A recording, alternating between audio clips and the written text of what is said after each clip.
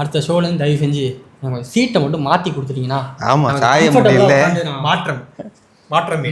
ஆமாம், எனக்கு சீட்டை மட்டும் மாற்றி கொடுத்துருங்க. ஏன்னா எனக்கு கொஞ்சம் உட்காந்து பேசுறதுக்கு அன்கம்ஃபர்டபுளாக இருக்குது. கிட்டத்தட்ட ஒரு நாளைக்கு கீழே வெள்ளை துண்டு வேணா எடுத்துட்டுமா? வெள்ளை துண்டு அது பிரச்சனை இல்லை எனக்கு. சார் நீங்கள் சிஎம்மா? இல்லை சிஎம் இல்லைப்பா. அப்புறம் நான் எதுக்காக கேட்கறேன்னா, ஒரு நாளைக்கு ஒரே இடத்துல உட்காந்து ஒரு 5 வீடியோ நான் பேசுறேன். ஓகேவா?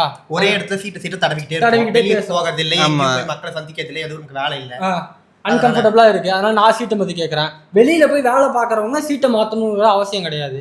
ஆமா, கரெக்ட் தானே நான் பேசுறது? கரெக்ட். அப்ப நீ நம்ம சிஎம் சீட்டை மாத்துனது நீ அவர் உள்ளே உட்கார்ந்துகிட்டு சீட்டை தேய்க்கிறாருன்ற நீ? நான் அப்படி சொல்லல. நான் அப்படி சொல்லல நானு. ஆனா அதுதான் அர்த்தம்ன்றீங்க. வந்து மாறி இருக்கு, நல்ல கம்ஃபர்டபுளா அப்படி வளைஞ்சு அல்லாடி சாயிரம் மாதிரி. அது ரீல்ஸ் திடீர்னு எடுக்கிறாங்க, அப்ப வந்து அண்ணன் வந்து கம்பீரமா அப்படி சாயணும். ஆமா, அப்ப நல்லா இருக்கும். சோ சீட்டு மாத்திட்டாங்க, புதிய ஒரு மாற்றம். அது இல்லப்பா, அண்ணன் வந்து காலைல வந்தாருன்னா 10 மணிக்கு ஆபீஸ்க்கு டைம் பஞ்ச் பண்ணிட்டு உள்ள வராராம். சரி, பஞ்ச் பண்ணிட்டு உள்ள வந்தோடனே ஃபைல் எடுத்து பார்க்க ஆரம்பிக்கிறாரு. என்ன ஃபைல்? Government files. அது வந்து பழைய சீட்டு வந்து சிஎம் சீட்ல வந்து அந்த குஷன்லாம் இருக்காது, கட்ட சேர் தான். அதுல சாயெல்லாம் முடியாது, முதுகுலாம் வலிக்கும். ஈவினிங் வரைக்கும் 4:30 மணி வரைக்கும் ஃபைல் பாக்குறாரு. 4:30 மணி நின்று ஒரே ஃபைல எவ்வளவு நாள் தான் நானும் பாத்துக்கிட்டே தான் இருக்கணும். ஒரு மாசமா பாத்து நிக்கிறாரு. அப்ப முதுகு வலிக்குதுல, அதனால சேரை மாத்திடுறாரு. எனக்கு ஃபைல் பாக்குறாரா இல்ல அடுத்து ஏதாவது மீட்டிங்ல பேசுறதுக்கோ இல்ல சட்டமன்றத்துல பேசுறதுக்கோ ரிஹர்சல் பாக்குறாரா?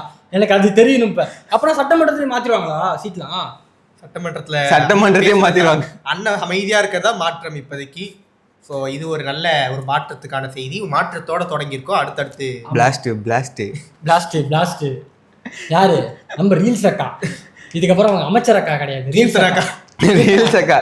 வேறுக்குனவே ராயல் என்ஃபீல்ட ஆந்திராவுக்கு தார வாத்துட்டாங்க. ஆமா, அதெல்லாம் தேவையில்ல. பிளாஸ்ட் அப்பயும் ஒண்ணு சொல்ல, பத்திரிகையாளர்களை காமிச்ச கூப்பிட்டப்போ ஓட்டாங்க.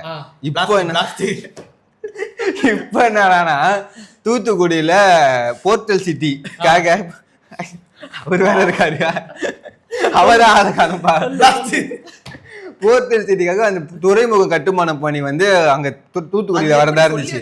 எல்லாம் ஆந்திராவுக்கே போகுதுன்னு எனக்கு. அதுவும் விஜயவாடாக்கு போயிருச்சு. அக்கா இப்ப உட்காந்து பிளாஸ்ட் ரீல்ஸ போட்டு தமிழ்நாட்டுடைய மினிஸ்டர் ஆந்திராவுடைய ஒர்க்கர். எங்களுக்கான தளபதி கச்சேரி தான் தேவை. தளபதியோட கச்சேரியை நம்ம தொடர்ந்து பார்த்துக்கிட்டே இருக்கோம். பிளாஸ்ட் இந்த இடத்துல அவர் ஸ்ரீநாத் தான் நான் தேடிட்டு இருக்கேன். போர்ட்டல் சிட்டியா மாத்துவேன்னு தூத்துக்குடிய. அக்கா அங்க என்ன தூத்துக்குடி அமைச்சிருக்கேன். என்ன சொல்றீங்க? தூத்துக்குடி போர்ட்டல் சிட்டி இல்லையா? அவர் தான் சொல்லிட்டு இருக்காரு. 1970 அந்த டைம்லயே அது வந்துருச்சு. நீ போய் அவர்கிட்ட கேள்வி கேளலாம். அவர் வாயிலேருந்து இந்த நோ கமெண்ட்ஸ் அப்புறமா பேசுறேன்னு தவிர வேற வார்த்தை. நிர்வாக ரீதியான கேள்வி கேளுங்க ஐயா. உங்க நிர்வாக ரீதியா தான் கேள்வி கேட்கறீங்க. நிர்வாகத்துல வர 6 மணிக்கு மேல நம்ம எதுனாலும் பேசிக்கலாம், பொலிட்டிக்கலா எது வேணும். ஆனா எங்களுக்கு வந்து என்னோட துறையை பத்தி நான் பேச மாட்டேன். ஹாஸ்பிட்டலுக்கு நான் ரைடு போவேன். அதாவது இப்ப தாவேக்காவில இருக்கணும்னா முதல் குவாலிஃபிகேஷனே மைக் ஒன்று மாட்டிக்கிட்டீங்களா, கேமரா ஒன்று வாங்கிட்டீங்களா, யாரா இருந்தாலும் சரி எடுத்துட்டு இப்போ ஹாஸ்பிட்டலுக்கு கூடு, ஸ்கூலுக்கு கூடு. ஸ்கூல்ல குழந்தைங்க கிட்டலாம் உட்காந்து உங்களுக்கு பிடிச்ச நடிகர், முதலமைச்சர். ஆமா, உங்களுக்கு விஜய் அங்கிளை பிடிக்குமா? எனக்கு பிடிக்கும். இவரை நீங்க பாத்திருக்கீங்களா? கால கொடுமை. நம்ம வந்து அந்த நடிகருடைய போட்டோ எல்லாம் ஒட்டி வச்சா கிழிச்சு போடுவாங்க. எச்எம் ரூம்ல அவருடைய போட்டோ. அது முதலமைச்சர். மாற்றம்ல மாற்றம். கேக்குறாங்க, உங்களுக்கு வந்து சிஎம் அங்கிள் நோட் புக் எல்லாம் கொடுத்துருக்காங்க. அந்த நோட் புக்ல நீங்க எழுதும் போது உங்களுக்கு யார் ஞாபகம் வரும் தெரியுமா? சிஎம் ஞாபகம் வரும். என்னடா அப்படி நான் பேசலப்பா. தாயக்கா நிர்வாகிகள் ஸ்கூல்ல போயிட்டு பிரச்சாரம் பண்ணிருக்காங்கப்பா. டீச்சரே அங்க சொல்றாங்க. எங்க 4000 பேருக்கு வேலை வாய்ப்பு போயிருச்சு, அதை பத்தி அவனும் பேச மாட்டேங்கிறான். அதெல்லாம் எங்களுக்கு தேவையில்ல. மாற்றம் வருதுல்ல, மாற்றம் கேட்டீங்கல்ல. அதாவது அப்புறம் இன்னொரு விஷயம் என்ன பார்த்தோம்னா, நாங்க வந்து எல்லாத்தையும் மாற்றமா பண்ற மாதிரி இதுக்கப்புறம் சிஎம் வந்து எந்த இடத்துக்கு போக மாட்டாரு. ஏன்னா அவர் மாறு வேஷத்தை போட்டுக்கிட்டு நிறைய இடத்துல போயிட்டு புகழ்ந்தி சார் நீங்களா ஒரு அமிதாப்பம்மா நீங்களா அப்படிங்கிற மாதிரி மாறு வேஷம் போட்டு எல்லாத்தையும் ரைட் பண்ணிட்டு இருக்கிறதுனால தலைவருக்கு வர முடியல. அதெல்லாம் என்ன பண்ண போறோம். ஆனால் அந்த ரைடு வந்து ஒரு ஸ்கூல்ல இப்ப புதுசா எந்த கரெக்டா ஒரு மாவட்டத்துல நிறைய பேர் வந்து அந்த மதிய உணவுல பள்ளி விழுந்திருக்கு. பல குழந்தைகள் வந்து வாமிட்டாது. போன அது வந்து ஊழல், அது குற்றச்சாட்டா இருக்கும்போது இப்ப மட்டும் அது கவன குறைபாடா மாறுற அதிசயம் எனக்கு புரிய மாட்டேங்குது. பண்ணுவாரு பள்ளி சாப்பாடுல வந்து சிஎம் சார் நம்ம பள்ளியை பிடிச்சி அவரா போட்டாரு. பள்ளியை தூக்கி ஜெயில போட முடியுமா? அதான் முட்டு கொடுக்கணும் முடிவு பண்ணா மண்டை வச்சு கொடக்குன்னு கொடுக்க வேண்டியதானடா. இருந்தாலும் நீங்க பாதிப்படும் போது அந்த ராஜ்மோகன் அவர்கள் வந்து நாங்க எல்லா ஸ்கூலுக்கு போவேன்னு சொன்னாரு. பாவம் இந்த லிஸ்ட்டை மட்டும் மிஸ் பண்ணிட்டாரு. அவர் இப்பதான் போக ஸ்டார்ட் பண்ணிருக்காரு. தளபதி வந்து இப்ப என்னன்னா சட்டமன்றத்திலேயே ஆலோகிராம் வச்சு பேசுற மாதிரியான ஒரு இது கொண்டு வர போறாங்க. எனக்கு இன்னொரு மாறு வேஷத்துல ரைடு போயிட்டு இருக்காரு, பெரம்பூர்ல எல்லாம் ரைடு போயிருக்காரு நம்ம சிஎம் சொல்றாங்க.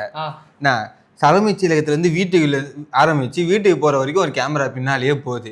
வீட்டுக்குள்ள இருந்து இந்த பாலி மாதிரி போலி மாதிரிலாம் வாசல் கேட்டே லைவ் போறதுக்கு ரெடியா உட்காந்துக்கிறாங்க.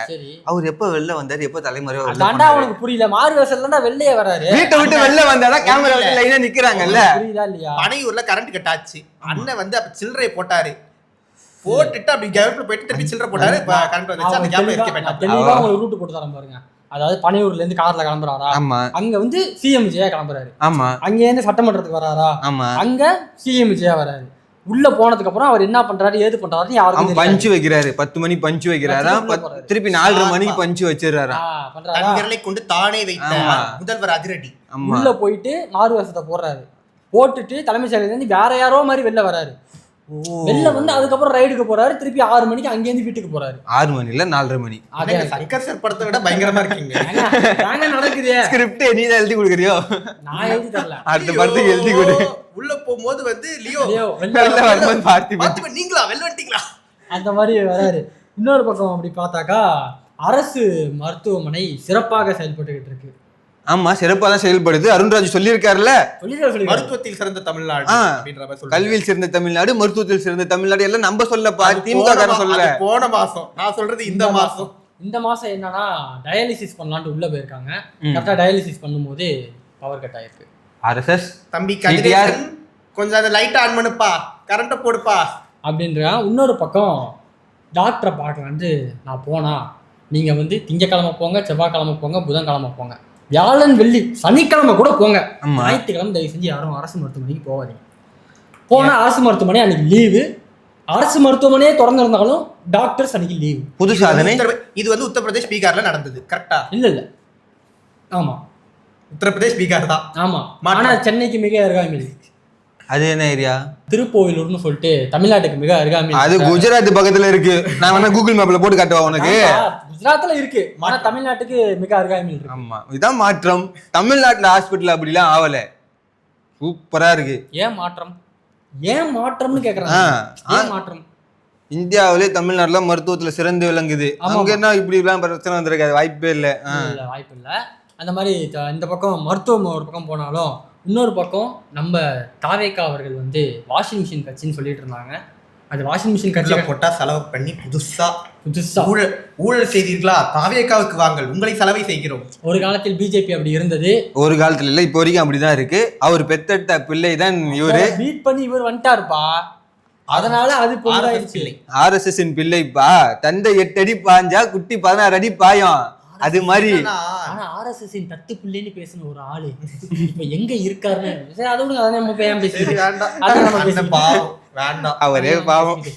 என்ன சொல்றேன்னா, பொள்ளாச்சி வழக்கு நமக்கு எல்லாருக்குமே தெரியும், தமிழகத்தையே உலுக்கிய ஒரு வழக்கு. அதுல சம்பந்தப்பட்ட ஒரு ஆளை நம்ம செங்கோட்டையன் அவர்களின் தலைமையில் தாவேகாவில் இணைந்திருக்கிறார். இன்னமும் அந்த சவுண்ட் நமக்கு கேட்டுக்கிட்டே இருக்கும். ஆனா வலிக்குதுன்னா அதெல்லாம் இன்னும் அடங்கல. அந்த பார்த்தாலே நம்மளுக்கு பதடும். ஆனா பாதுகாப்பு கொடுக்குறேன்னு ஆனா தாவேகா இதுக்கும் வந்து ஏன் ஒரு மனிதன் திருந்தக்கூடாதா ஃப்ரெண்ட்ஸ்? கரெக்ட். ஒரு ஏலியன், ஒரு மிருகம், மனிதன் கூட சொல்லுவாங்க, மிருகம் திருந்ததுக்கு ஒரு வாய்ப்பு கொடுக்கலாமே ஃப்ரெண்ட்ஸ். அண்ணன் கூட வந்து அவர் நல்லவர் ஆயிடுவார்ல ஃப்ரெண்ட்ஸ். தெரிய மூவியா இருந்தா அண்ணன் வந்து அப்படியே பிரிட்ஜு கீழே கட்டி தொங்க விட்டுருப்பாரு. ஆனா அண்ணன் வந்து இப்ப முதலமைச்சர் விஜயா இருக்கிறதுனால உள்ள வந்து வாஷிங் மிஷினை வச்சு, அதாவது எப்படின்னா அண்ணன் வந்து ஒரு ஆஃபீஸ் ரூம் மாதிரி ஒன்று வச்சிருக்காரு. தெரி படத்தை வச்சே நான் சொல்றேனே, தெரி படத்துல வராம, அதாவது நீங்க படத்துல வர மாதிரி ஏதாவது தப்பு பண்ணீங்க அப்படின்னா அண்ணன் வந்து ஒரு 10க்கு 10 ரூம் ஒன்று வச்சிருக்காரு. உள்ள போயிட்டு உட்காந்துட்டு ஒரு குச்சை எடுத்து ட்விங்கிள் ட்விங்கிள் லிட்டில் ஸ்டார் அப்படின்னு சொல்லிட்டு ஃபுல்லா பாடம் எடுத்து எல்லாரையும் திருத்துறதுக்கு அப்புறம் தான் கட்சியில சேர்க்கிறாராமா. அப்ப ஒருத்தர் திருத்தணும்பா. முதல்ல அண்ணனுக்கே ABCD அது முதல்ல எழுதி கொடுக்கணும். அதெல்லாம் இருக்கட்டும். ஆனா ஒருத்தர் திருத்தணும். யாரு? அவரு புதுசா கட்சி ஆரம்பிச்சிருக்காரு, ஜெயிச்சிட்டாரு. புதுசா கட்சி ஆரம்பிச்சு 2 வருஷத்துல ஜெயிச்சிட்டாரு. ஆமா, அவரை தான் திருத்தணும் ஃபர்ஸ்ட். இப்போ என்னவா இருக்காரு? சிஎம்மா இருக்காரு. என்ன சிஎம் சாரே இப்படி அடிக்கலாமா? நீ கூட சொன்னாரு திருத்தணும்னு, அப்ப திருத்தணும்ல. மாற்றம் அவர் திருத்தக்கூடிய இடத்துல இருக்காரா? நீ திருத்துற அவரே திருத்துவாங்க. ஃபர்ஸ்ட் அவரை தான் திருத்தணும். அவர் வந்து இப்போ ஃபுல்லா பக்காவான இதுல இருக்காரு.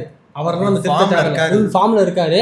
நான் பாரு வெறும் 400க்கும் அதிகமான திட்டம் 75 நிமிஷத்துல ஃபாஸ்டா வந்து டிசிஷன் பண்ணி பட்ஜெட் எல்லாத்தையும் பக்காவா முடிச்சிட்டாங்க. எங்களுக்கு வந்து பணத்தை விரயமாக்க பிடிக்காது, நேரத்தை விரயமாக்க பிடிக்காது. எல்லாத்தையும் நாங்க வந்து கரெக்டான இதுல போய்கிட்டு இருக்கோம். எங்களுக்கு நேரத்தை விரயமாக்கி மக்களோட வந்து நேரத்துல கூட கஞ்சம் இது சிக்கனம். அப்படியா? அண்ணனோட சிக்கனத்தை பத்தி நான் ஒன்னு சொல்லட்டுமா? கடைசியா டெல்லி போயிட்டு வந்தாருல, சொந்த தனி விமானத்துல தான் போவாராம். அந்த விமானம் பார்க்கிங் பண்றதுக்கு அந்த செலவு பெட்ரோல் பைலட் செலவு சொல்றது கேளுங்க. 70 லட்ச ரூபா தான் செலவாயிருக்கு. மக்கள் பணத்துல கை வைக்க மாட்டேன். ஆனா ஜஸ்ட் 70 லட்ச ரூபால போயிட்டு வருவாரு டெல்லி போயிட்டு வரதுக்கு. நாங்க உழைச்சு வச்சிருக்கோம். 2700 ரூபாய் கொடுக்கறோம்னு சொல்லல, அதையே எங்க காசுல தான் கொடுக்கறோம். நாங்க உழைச்சு வச்சிருக்கோம். கவர்மெண்ட் ரெக்கார்ட்ல ஏன் அது ஃபெயில் ஆகுது சொல்லுங்க. இப்ப திரும்பி 11ஆம் தேதி டெல்லி போக போறாரு. அதுக்கு எத்தனை லட்சம் செலவாகும்? இதுக்கு என்ன மட்டும் கொடுக்க போறோம்? அது கவர்மெண்ட் ரெக்கார்ட்ல அது வந்து ஒரு இது, அது வந்து கவர்மெண்ட் சொத்து தான். அண்ணன் கவர்மெண்ட் சொத்து தான். அண்ணன் கவர்மெண்ட் சொத்து எல்லாம் கை வைக்க மாட்டாரு. ஆனா இங்க இருந்து டெல்லி போயிட்டு வரதுக்கு 70 லட்சம் ரூபா. அண்ணன் வந்து அதிகாரிகள் வந்து இந்த மாதிரி இங்க போகணும், ஏதாவது ரைடுக்கு போகணும் அப்படின்னாங்கன்னா பெட்ரோல்ல 50 ரூபாய்க்கு போடுங்க, 10 ரூபாய்க்கு பெட்ரோல் போட முடியுமா, அதை போட்டு போங்க அப்படின்னு சொல்லிட்டு அப்படி அவ்வளவு சிக்கனமா இருக்காரு. நாங்க ஏன் சிங்கப்பெண் சிறப்பு அதிரடிப்படை வந்து ஒன்னும் திறக்காம இருக்கோம். சிறப்பு அதிரடிப்படை. சரி, அது ஒன்னும் திறக்காம வச்சிருக்கோம். பெட்ரோல் விலை ஏறி இருக்கு. பெட்ரோல் விலை ஏறி. சரி, அதெல்லாம் விடுங்க. பெட்ரோல் விலை 60 ரூபாய்க்கு வருதோ அப்ப வந்து அவர் அண்ணன் திறந்து வச்சிருவாப்ல. திறந்து வைக்கிறீங்க. அதுல எத்தனை காவல்துறை அதிகாரிங்க புதுசா நியமிச்சிருக்கீங்க தெரியாது. அதுக்கு எத்தனை வண்டி புதுசா வாங்கி இருக்கீங்க, எந்தெந்த டிஸ்ட்ரிக்ட்ல எல்லாம் உங்களுக்கு போலீஸ் ஸ்டேஷன் அமைச்சிருக்கீங்க தெரியாது. இதுக்கு எவ்வளவு நிதி செலவாயிருக்கு, இத பத்தின ஒரு டீட்டெயில் யாருக்குமே தெரியல, வெளியிலயும் வரலையாப்பா. தெரியாது. அப்புறம் உங்களுக்கு தெரியணும்னா நான் சொல்ற ஒரு ஆள்கிட்ட மட்டும் போய் கேளுங்க, கரெக்டான பக்காவான டீட்டெயில் கிடைச்சிரும். எனக்கு தெரியும். முன்னாள் முதலமைச்சர் ஸ்டாலின் போய் கேளுங்க, அவர் கொடுத்துருவாரு. ஏன்னா அவர் தான் வண்டி வாங்கினாரு. தமிழ்நாட்டை ஆளுக்கிறாரு, ஒத்துக்கிறீங்களா? இல்லப்பா, அவர் தான் நடந்துட்டு இருந்தது. அது அப்படியே பேரை மட்டும் தான் மாத்த போறாங்க. ஆனா அதுல இருக்கிறவங்க தான் எழுதி இருக்க போறாங்க. தம்பி வாங்க லேபிள் மாத்திரேன் அப்படின்னாலும் அவர்கிட்ட கேட்டீங்கன்னா ஃபுல் டேட்டா கிடைச்சிரும். இவர்கிட்ட கேட்டீங்கன்னா அது தெரியாது நமக்கு. புரியுதா? இப்போதைக்கு காருக்கு ஸ்டிக்கர் ஓட்டின செலவு எவ்வளோன்னு கேட்டீங்கன்னா எங்க தலைவர் சொல்லுவாரு. ஸ்டிக்கர் கூட பெருசா ஓட்டலப்பா, கம்மி தான். இப்ப நீங்க ஸ்கூல் படிக்கிற 5வது படிச்சிட்டு இருக்க, ஒரு நோட் வாங்கியிருப்ப, அதுல ஸ்டிக்கர் ஒட்டி இருப்ப 5வதுன்ட்டு. 6வது போடும்போது அந்த நோட்ல பேலன்ஸ் பேஜ் எல்லாம் இருக்கும். அதை பிச்சு போட்டு 6வது நோட்டிட்டு அந்த நோட்டை திருப்பி யூஸ் பண்ணுவல. அது மாதிரிதான் மாற்றம். நான்லாம் ஒரு நோட்டை 2ஆ பிரிச்சு ஃப்ரண்ட்ல வந்து தமிழுக்கு எழுதிட்டு இருப்பேன், பின்னாடி திருப்பி இங்கிலீஷ்க்கு எழுதிட்டு இருப்பேன். அந்த மாதிரி பாதி ஆஃப் வந்து சிங்கம் போய் அது கடையில போட்டு வந்துருவேன். ஆனுவல் வரைக்கும் கூட அந்த புக் இருக்கும் தெரியாது. இது இன்னொரு மாற்றம். இப்ப வந்து எம்எல்ஏவா முதலமைச்சர் ஆனா எப்படி இருக்கும்? இது இன்னொரு மாற்றம் இல்ல, நல்லா இருக்குல்ல மாற்றம். ஆமா. இன்னொரு பக்கம் தமிழ்நாட்டுல லாட்டரி வரப்போகுது, அதுவும் நவீன முறையில வரப்போகுது. இன்னுமா வரல. லீமா ரோஸ் இருக்காங்க, லாட்டரி மார்டின் இருக்காரு, ஜோஸ் சார்லஸ் மார்டின் இருக்காரு, ஆதவ் அர்ஜுனா இருக்காங்க. இவங்க எல்லாம் இருக்கும்போது இன்னும் வராமல எப்படி இருக்கும்? இருக்கு. நாங்க அபிஷியலா ஒன்னும் அனௌன்ஸ் பண்ணல, அதுக்கெல்லாம் இப்ப கொஞ்சம் கொஞ்சமா நாங்க இன்ஜெக்ட் பண்ணிட்டு இருக்கோம். இப்ப தாவேகா நிர்வாகி மாது சூது தப்பு நம்ம எல்லாருக்கும் தெரியும். ஆமா. ஆனா அது வந்து தாவேகா பண்ண தப்பு இல்ல. நம்ம சிஎம் அதுல கையெழுத்து போடுறாரா இல்லையா? நாங்க வந்து எங்க நிர்வாகிகளை வச்சு அதை நாங்க பண்ணிக்கிட்டு இருக்கோம். எங்க நிர்வாகிகளை வச்சு நாங்க ஃபர்ஸ்ட் கஞ்சா செடி வளர்த்துட்டு இருந்தோம், மதுல வந்துருச்சு. அடுத்து வந்து நிர்வாகிகள் நிறைய இடத்துல வந்து சில சிலிமிஷங்கள் பண்ணிட்டு இருந்தாங்க. ஆமா, மாதுல வந்துருச்சு மாற்றம். அடுத்து இப்போ லாட்ரி வந்து ஆன்லைன்ல லாட்ரி வித்த தாவேகா நிர்வாகி கைதா இருக்காரு. அது சூதுல வந்துருச்சு. மாற்றத்தை எதிர்நோக்கி இப்படியே போயிட்டு இருக்கு. இன்னும் என்னென்ன மாற்றம் வருதுங்கிறத பொறுத்திருந்து பார்ப்போம். மாற்றம்.